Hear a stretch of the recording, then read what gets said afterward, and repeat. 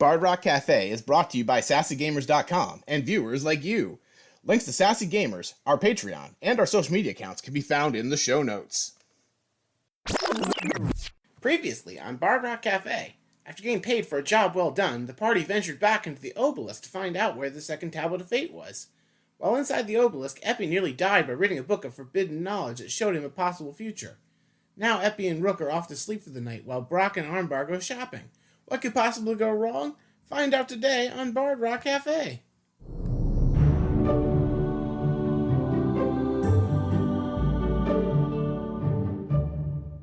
Alright, welcome back to episode 22 of Bard Rock Cafe. At the end of last week's episode, the party went into the obelisk and found some more interesting information. Decided to split up, with Brock and Armbar going shopping, while Rook and Epi go visit Rook's mom at the brothel for Epi to get a nap and Rook to check in. So, with that, let's go ahead and get started. Rook and Epi, we will start with you.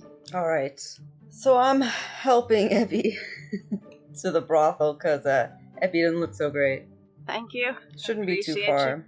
You're a good person. You know that? And a pat her on the head, which may require reaching up a little bit. Don't pat the head, but thanks. Alright.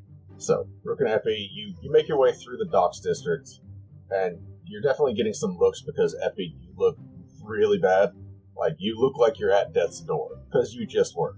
It's fine. I only knocked a couple of times. Yeah, but nobody stops you. You make your way safely to the brothel where Rook's mom works. What's it look like? It's not run down, it's just the place has been there a while. Mm-hmm. Does that make sense? Like, that's what's it's up. It's an established establishment. Right. So, like, it's not new anymore. It's not run down. They keep the place going. They keep it kept up. But it's been there a while. You can see, like, the chips in the wood. You can see the faded paint on the sign. That sort of thing. The sign itself says The Winking Beholder.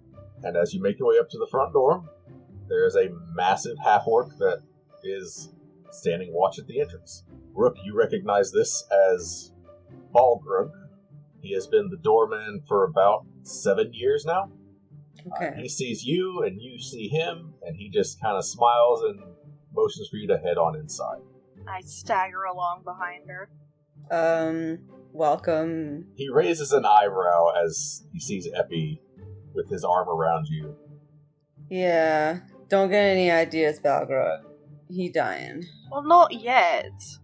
Hopefully not soon. Right. Listen, your mother is free currently. We haven't hit rush hour yet, so you can find her on the second floor. Alright. Come on, Epi. There's a rush hour? Oh, yeah. Alright. Huh. Yeah, it's only about 5 o'clock right now. Not rush hour. A little early. You're still at work. Yeah. It's 5 o'clock somewhere, and that somewhere is here. Most people get drunk first. Anyway. Alright, so I know this brothel really well, so I'm just gonna take Epi on to the second floor. Okay, so you do make your way up to the second floor, and it's, familiar sights and sounds, and it's fairly empty right now. You see everybody kind of scrubbing the place down. You smell, like, the scent of cooked meats in the kitchen, like people are getting their meal before the night gets going. Yeah, they need their energy. Make your way up right. Make your way upstairs. You know your way around. So the private rooms up top are kind of like in the back, and you and your mother didn't have nice accommodations growing up. So you had a room, but it was more of a little closet space that was attached to her room. Mm-hmm. So you know where that is, and you make your way there. Sounds good. Unless you want to stop somewhere else. Nope. Epi's kind of gawking as we go by. You a brothel goer, Epi? Not really. One died one time and I brought it back, but aside from that, not really. Yeah, it's not for everybody. I don't really see the appeal of a winking beholder. I mean, just the tentacles really aren't something that turn most people on, right? Surely that's not a thing. Don't worry about it. How many eyes does a beholder wink with? Does it only do one eye, or does it have to use half its eyes? If you were here, you could look at the sign. You could see the artistic rendering. So I'm kind of looking around, I'm like, so clearly they know you. Yeah, I mean, I live here. Alright. Yeah. I suppose that's one way to make sure they tip. Huh. So you reach your mother's door. You just head on in. Yeah, I don't even knock. Okay, just open the door. See your mother in the middle of putting on some makeup, sitting at kind of a little well-used desk with a mirror on it. She wasn't expecting anyone, so she whips around, and immediately just jumps up. Rook, you're back. I haven't seen you in a while. Where have you been? What are you? Stops and takes in Epi. Back at you. Looks back at Epi. Hey, Mom. And immediately asks, "Are you pregnant?" No. Some of us don't do things like that, Mom.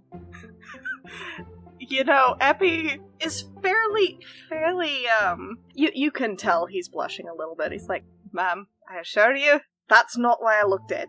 Yeah, Mom, this is Epi, my almost dead friend over here. I just brought him in because, you're not doing so great. Thought it'd be better if he slept You here. brought a boyfriend back with you? And, she walks up and, Epi just, she pulls you over to, a chair and sits you down and is like, "So, where are you from? How did you meet my daughter?" Mom! Well, Epi kind of grins. He's just like, well, I'm from the North Ward. Can y'all hear the washing machine in the And back? she, looks at Rook. The North Ward? Mom! Epi's just grinning at him. Oh, don't worry. So, we met through a mutual friend, a business owner, actually. Really?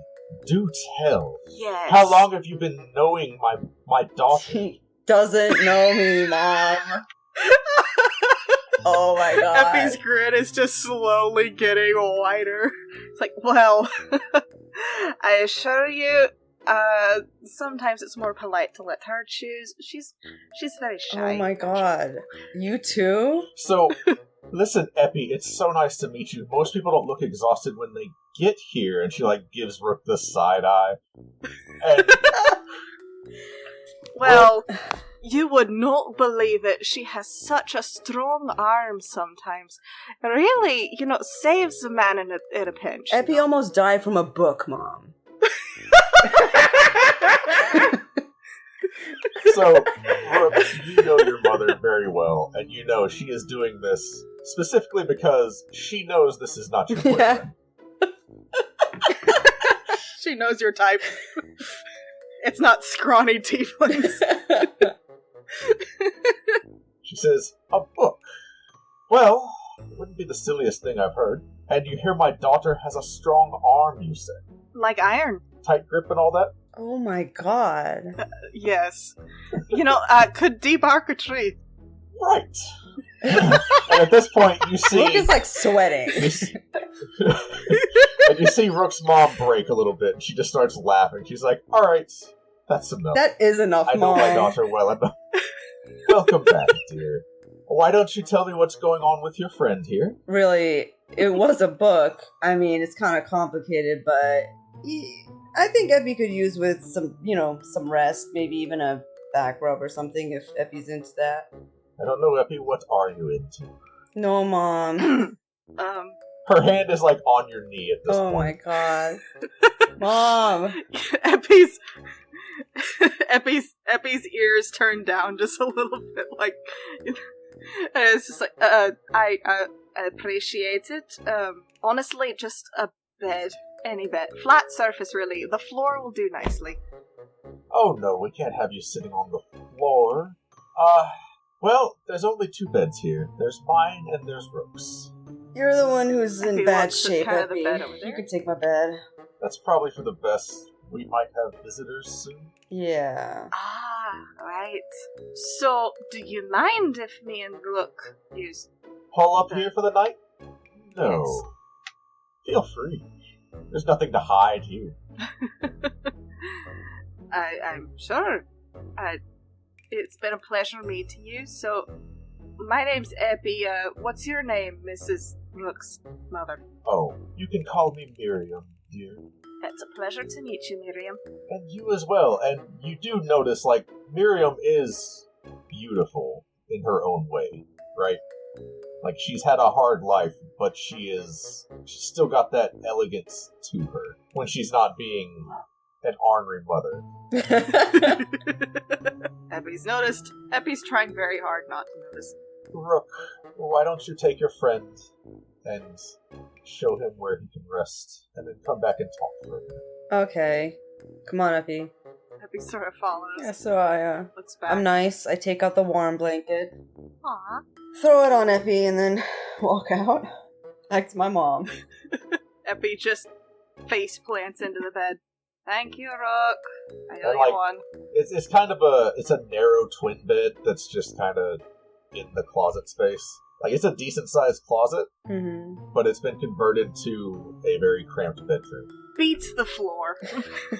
This is probably the only bed that nobody slept that way on in the entire place. That you know of. That I know of. That is a question for Rook. I guess. I don't know. How Well, the strong best is her thing is bed? It's strong enough. Moving on. There we go. Alright, just cruising right on past that. Alright, so I go back out to see my mom. She pulls out one of the little chairs that goes next to the table. She's still doing her makeup. She's like, so where have you been? Still getting into trouble with Mr. Felix? Yeah, I mean, it's a little more focused now, Mom. I know you always told me you wanted me to make friends or whatever, so I guess I'm kind of like getting to know people. Really?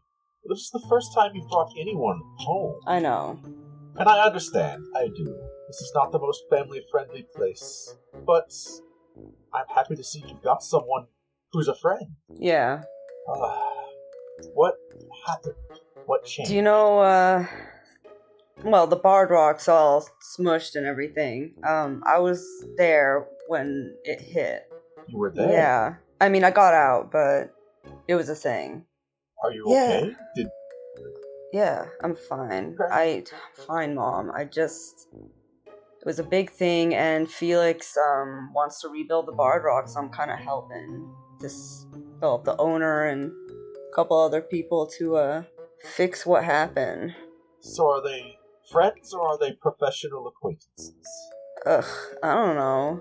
I guess professional, but I mean, they're not bad. Okay, I'll take it. I have very few friends, but I have a lot of professional acquaintances. It's okay to be friends with good people. Yeah, Mom. I guess you're right. And she points at your shoulder, and who's this new friend? Mom, like you to meet Fairy. She's pointing at Fairy, yeah. And, Fairy, this is, as you've definitely heard, my mom. Hello! At this, your mom kind of jumps just a little bit back, she smears her mascara just a little bit. She looks over at the raven that's on your shoulder, and she goes, oh, Yeah, it's actually your friend. She's like, hi, I'm her familiar. yeah. Okay. I know what a familiar is. I didn't know you were able to find them. Magic, well, let's just say I got a rare opportunity with this one. A lucky one. And I stroke Fairy. It's been kind of cool. It's better than a pet. Oh yeah, I'm a lot better than a pet. I like Rook. She's really nice as a master. Even though I've only been with her for 14 hours at this point. And you've been a really good familiar. Not that I have anything to compare it to, but, Rook is really uncomfortable being nice. You hear the most muffled from the closet. Better than Dot. So Miriam kind of leans forward. She says, so are you staying safe? Yeah. I mean, nothing too bad has happened. I'm super lying because I've been shot at and all kinds of stuff have happened to me. Should I roll a deception check or does she just know? Yeah, roll deception. I rolled a 5. 2 plus 3. Okay. I didn't do a good job. So, yeah. Well, and it's your mom. Yeah, right? it makes sense. So she's like, I know it's not really my place to tell you what to do with your life, but working with Felix and taking on these kinds of jobs, just be careful. Don't trust everybody. Find a few people you can and stick with them. Alright. I mean, it's been She's fine. She's wiping away the mascara that she smeared. So how have you been, Mom? It's been very strange lately. Strange. With the clerics not able to heal, it's been a lot darker. People coming here, it used to be they came here for fun. Lately they seem to be coming here to get away. Oh. Yeah, it mustn't be fun to have stressed out clientele. Well, it can be, but the experience is a little different. Huh. But you've been okay? Like, everyone's been treating you alright? Yeah, nobody really wants to mess with the doorman. And I can hold my own. I know, Mom. And you do see, as you are familiar with the tiny little dagger that she keeps in her boot, you do notice it strapped to her ankle. That's my mom. Very delicate. If you didn't know it was there, you wouldn't see it. She says, alright, well, how long are you staying? Do you need anything? I'm just staying for the night. I don't think I really need anything. I just, wanted to see how you were doing and stuff. Well, I'm glad to see you. I've worried about you. You should check in more. Okay, fine. And don't leave your room such a mess next time. I had to go in behind you and clean it. Mom, oh my god. Fine. Alright, go tend to your friend. I need to finish getting ready. So, alright, Mom. I'll, see you tomorrow morning. Alright, good night. Good night. I'll try to say hello during breakfast before I go to sleep. Yeah, I'll catch you then. And so I guess I'm staying on the floor in the closet. Is there space? There is space. Like, there's room for it to be a small-ish walk-in closet. Mm-hmm.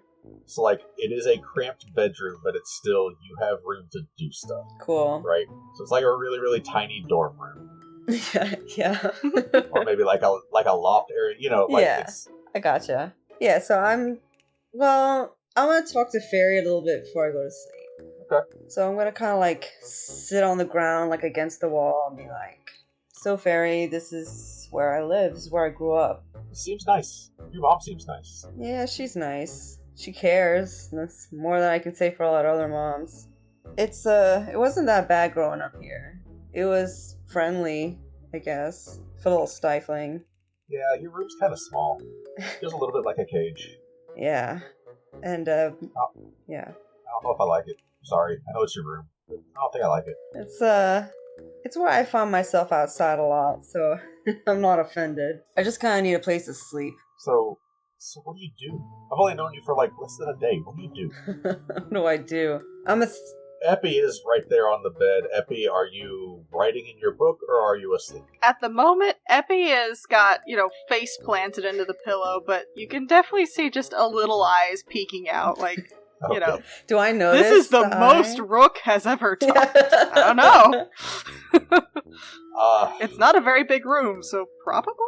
Okay. Epi's got curly hair. You don't seem like you're trying to hide it too well, so Rook, you definitely notice that Epi is not asleep. Okay. Flopped onto the bed. But yeah. So what do you do? I'm a thief, Fairy. I mean, I'm really good at it. I've been working solo for, like, longer than a kid should, but I'm really good at it. I'm easy for me to hide. I'm not scared. Yeah. Steal rich people's stuff, really. I mean, not anymore. I mean, I might have to again. Who knows? This other plane stuff. Okay. Well, that's okay. I've known thieves before. Yeah. So, how long have you been alive? Oh, wow. I've been around for geez, I guess I kind of lost track around year 500. 500? Fairy, what the heck? How many people have you been familiar to? Oh, well, a couple here and there. I mean, I'm from the Feywild and time's funny there. So, I mean, sometimes a day in the Feywild is like 10 years here, and sometimes like 10 years in the Feywild is a day here. It's complicated, so I don't know. I've been around a while. What happened to your last guy again? You mean the wizard that you found me with? Yeah. He died. He got ambushed by goblins before he could finish the spell, and I spent like forever in that circle. Oh, at least you're not there anymore. Yeah, this is much better. That was a cage. This is plenty of space. Yeah. Well, you said I was nice, so hopefully that'll continue. I don't know. Well, I'm your familiar, so, you don't have to be nice to me, but I appreciate it. She puts on a tough front, but she's actually very nice. Don't worry about it. Good night, Epi.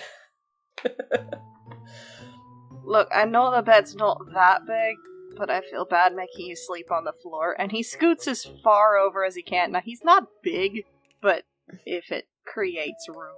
So, like, it's a small twin bed, but you are both very tiny people, right? You're right. So you can both fit. Rook's thinking about it. It will be really, you'll be cozy. You know what? She's trying to spoon you. I'm gonna use... Epi is a little spoon. You know how big this man is.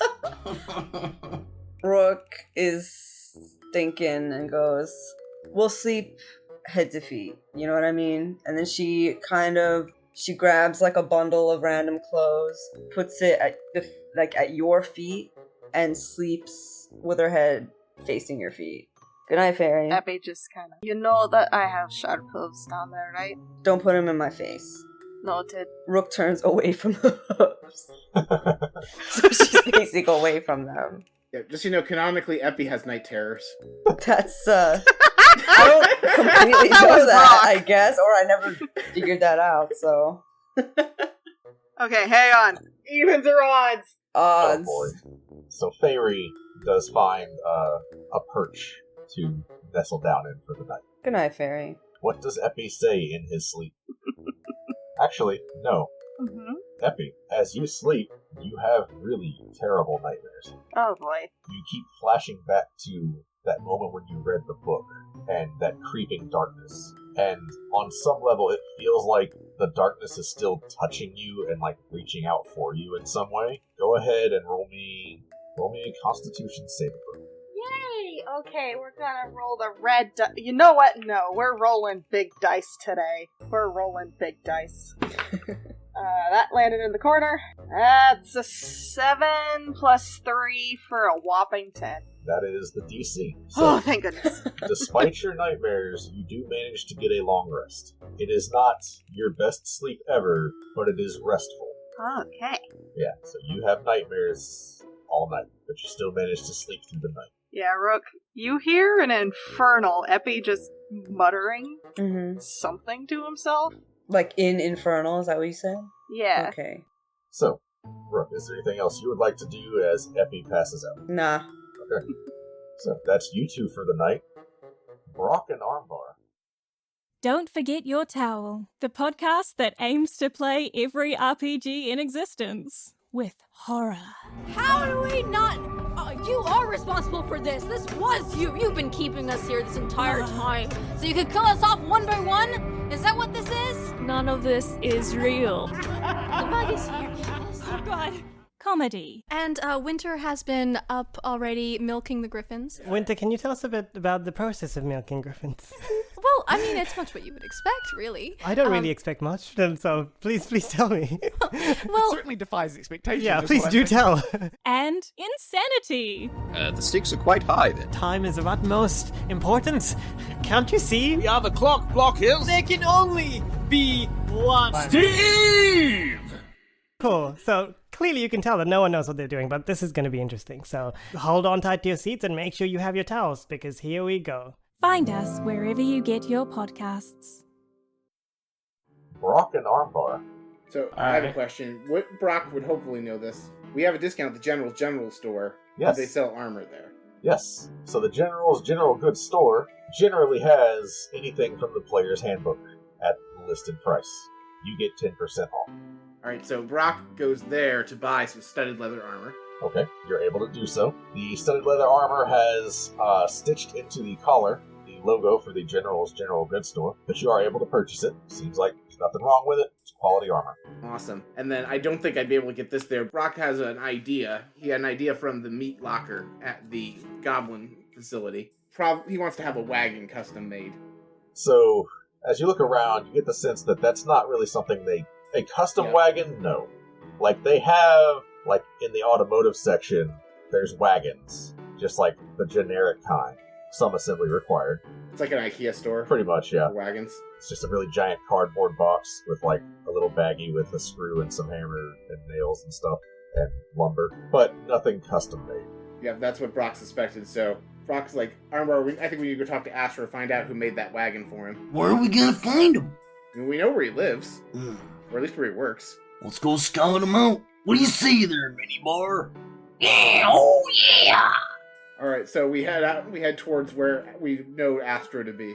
Okay, so I will say that Astra is not actually working right now. Astro has had a very big day too. But as you leave the General's general goods store, as luck would have it, you see off in the distance, Astro seems to be purchasing something from a food stand. Astro! He jumps and starts looking around until he sees you, and then looks much less nervous. He goes, "Hey, what do you need?" I was wondering if you could refer me to whoever modified your wagon. I have an idea for my own custom wagon, and I need to have it built. Oh, well, listen. So that was a favor for some of my other clients, and, we don't really like to talk about names and stuff, but, what do you need? What did you have in mind? Alright, so I want a large wagon, one of the larger models, closer to a carriage. And when we were in the Temple of Helm, there was that meat locker. They had that magical fungi that was keeping it cold. I want to use that to store food, so I can have a wagon where I travel around and sell food, and I can make fresh food on the wagon, is the idea I had. Like the meat towers.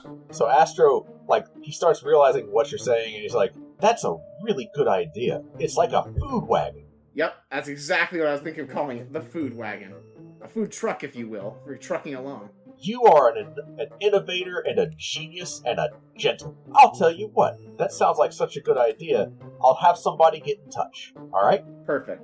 Don't ask too many questions. I know a guy who knows a guy who knows a guy who knows an enchanter, okay? Just don't ask too many questions. They'll get you taken care of. I don't think that mold was magical. I think that was just the mold. But, I'm sure they can spruce it up with some magic effects if you'd like it. Right. Yeah, it's just what gave me the idea. I thought that was what was making it cold down there. Okay, yeah. I'll get back to you on that. I'm gonna go to sleep after I finish this hot dog. Alright, that's all I needed. Thank you so much, Astro. Yeah, good to see you. Maybe we can work again sometime. Together. All of us. Yep. Alright, see ya. And he just starts hobbling down the road because he's a gnome and he's tiny. Alright, is there anywhere else you need or want to go, Armbar? Minibar? I was just gonna make comments on what you're doing, but we're moving kind of fast. Well, looks like you're gonna need a driver for that there food wagon. Maybe Minibar and I can help you out with that. Oh, absolutely, champ. Once we get this going, I figure it's going to take a couple of weeks to get the Hard Rock up and rebuilt at least. And once it's done, we have a second location on wheels. This'll be taking off there, boss. We'll be shooting for the stars. Armbar, give me a D100, please. I got a 44. Alright, so, where are you guys going right now? I'm trying to think of what... It's only 5 o'clock at night for us, so there's plenty of time. I think Brock would want to go give Roshi an update on what's going on with the Tablet of Fate and what he and Epi saw. Okay, so that's actually perfect. So you're heading back up to the Temple of Ogma. Yep. So as you get closer, you see someone wearing kind of the vestments and the religious attire of Ogma, and he's holding 2 books up in the air, and he's screaming out, "The end is coming! This is the end of days!" Oh, not this crack again. Wait, did Epi tell us any amount of what he saw? Canonically? I don't know. Not yet. Not yet. No, Epi just conked out. He did mention, he did ask you. The only thing was he did ask you if that book was about the end of everything. The future. Right. And between that and the fact Brock knows the Tablets of Fate being on the ground is a bad thing, he's like, "Brother, you have no idea." What? I have no idea. What do you mean? Tell you what, tell me why you think the days are ending, and I'll share what I have with you. Meteors are falling from the sky. The gods are silent. Healing has stopped. There is unrest in the city. Brother is fighting brother. It is the end of days. Actually, you have a better idea than I thought. That actually pretty much hits the nail on the head. I mean, the only thing that could be worse would be if the meteors were Tablets of Fate or something. He just kind of roll an insight check. That is a 7 plus... I don't know, Brock. Where is my insight? Insight is +0, but I get +1, so that is an 8. Okay. He's got kind of the Tucker Carlson squint going on, as you say that. You know what I'm talking about? Yeah. Yeah, I know what you're talking about. He looks very suspicious. Yeah, but he doesn't have a response. It's kind of like Jehovah's Witness and the evangelist met on a street corner, right? Yeah. And they're both saying the same thing, but from very different points of reference. So it's right. I don't want to argue with you. Tell you what, man, will give you some insight. I heard the other day at the 3 Towers, they were having a bard off, and a symbol of Malil just showed up during a random performance. It was the only thing that we've heard from the clergy at all week. Just showed up for this random guy's violin solo. So you've spoken with the gods.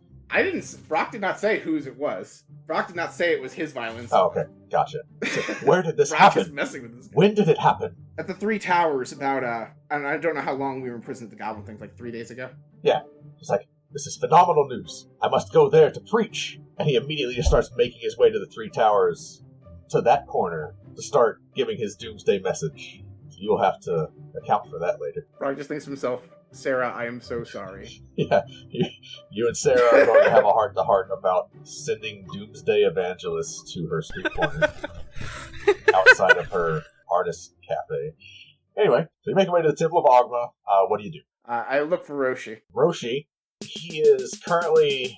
It's interesting. When you last saw Roshi, he had, like, a long beard and, like, he was balding. He has completely shaved his head. And you notice he has dyed his beard red. Roshi, I love the new look.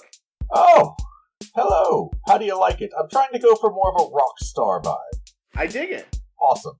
Listen, whatever you did last time, that gave me that singing voice, do you think you could do it again? Because that was great. I'd love to, but, my impression is that it was the wild magic, which I have no control over whatsoever. I was really afraid you'd say that. That's disappointing. My voice not really built for it. How can I help? Now, first of all, I could give you those music lessons we talked about, and we could work it up the old-fashioned way. Oh, I may take you up on it. I'm a little out of my prime. Hello, Armar. How are you Hello. When did you become a father? Well, I have to tell you something. This little guy just came out of nowhere. Like I owe child support or something to some broad.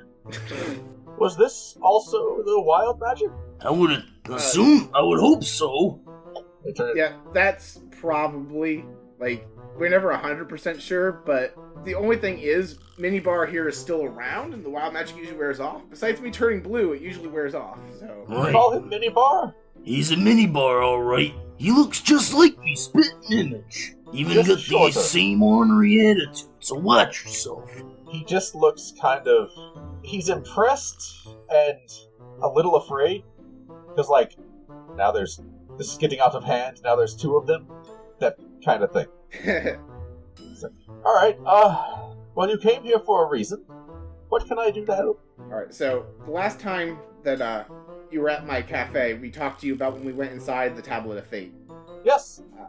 I realized that if this tablet told the past, it could tell me where the other tablet was. So we went back inside, and I asked it. And it showed me, but I got the impression it was on another plane. And Brock describes the icy mountains, and the frost giants, and the wolves, and the woman he presumes is a hag. And I'm trying to figure out how I can figure out what plane that was on. I see. Well, if there's frost giants... then it's probably not hell, or the abyss, so you can cross those off. So you're looking at probably either the plane of water at one of the poles, or the court of winter. Alright, that is half of the things down. That is a huge improvement. How do we narrow it down to just one of those, or should I basically just... Because I don't know how easy it'll be to do interplane travel once, let alone twice. Well, I'll be honest, that's not really my wheelhouse. And you didn't give me a lot to go on, like snowy mountains. That's not really detailed. Brock's trying to think if there's anything else that stood out to him that would be helpful. That's all Paul the roleplayer remembers was those details. Yeah, I mean, all you really got was crashing into the side of a snow-capped mountain, frost giants, white furred wolves, and a very elegant-looking lady that is older, giving directions to the frost giants. Yeah, so the only thing I remember was this lady seemed to be in charge of the frost giants, even though she was not a frost giant herself. I don't know if that's helpful. That's the only other detail I remember. Let me ask around. I'm not the only priest here. We all have our specialties. Let me see what I can dig up. Alright, I appreciate that. It's going to take some time before we can find a means to do the interplanar travel anyway, but if I knew which plane I needed to go to, that would be really helpful. Yes. From what I understand, you need something from that plane, and that's very tricky. So, best of luck with that. I'll do what I can on this end. Thank you, Roshi. You're welcome. I'm holding you to that meal. Absolutely. I just made the last payment towards getting the contractor to start reconstruction today, so we're hoping to get construction started by the end of the week. Oh, wonderful. Outstanding. In the meantime, I had this great idea today. I'm hoping to have food served soon. Oh? I'm commissioning something. I call it a food truck. It is a wagon that I serve food out of. That sounds like a great idea. Yep, so I'm hoping to get that going while I'm waiting for the bar rock to be reconstructed so I can get my income back. It's like a food...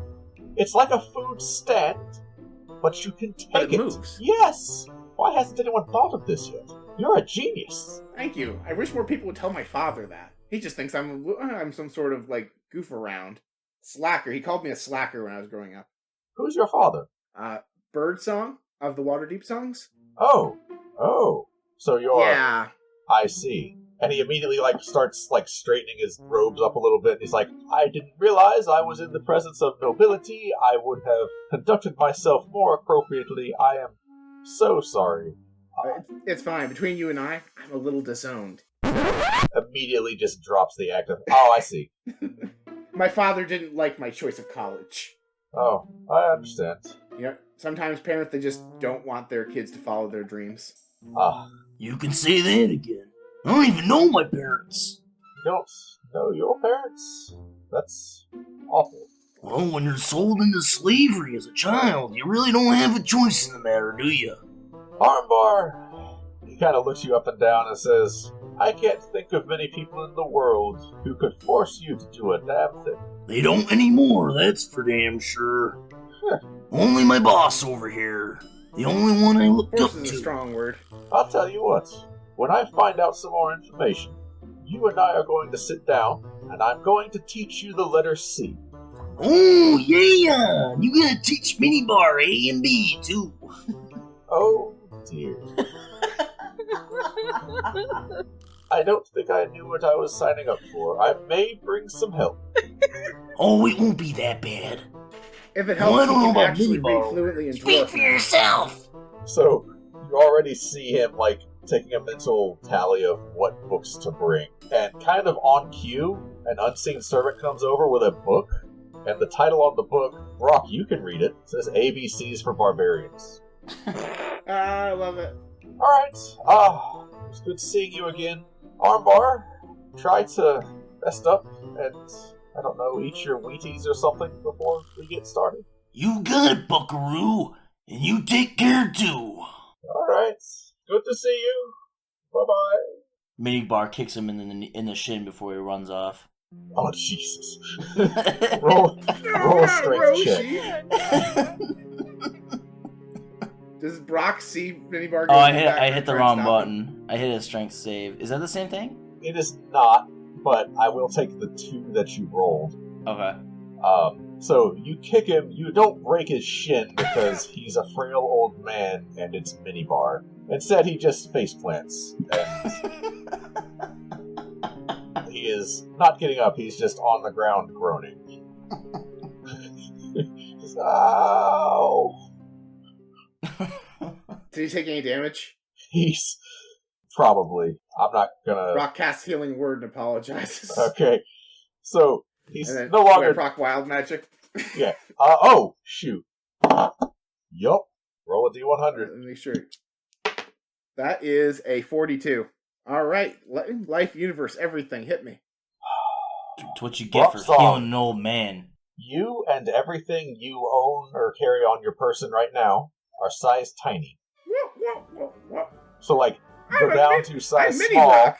So, you go from being the same size category as Armbar, shrink down to the same size category as Minibar, then you shrink down to the same size category as the tiny goblins that were about house cat sized. Boss, where'd you go? I'm over here! I'm waving my arms over my head so he can see me. Holy guacamole! It's been a particularly bad Tuesday today. I wouldn't have noticed you if you weren't blue. Oh my god, I'm a Smurf. Yeah, you are.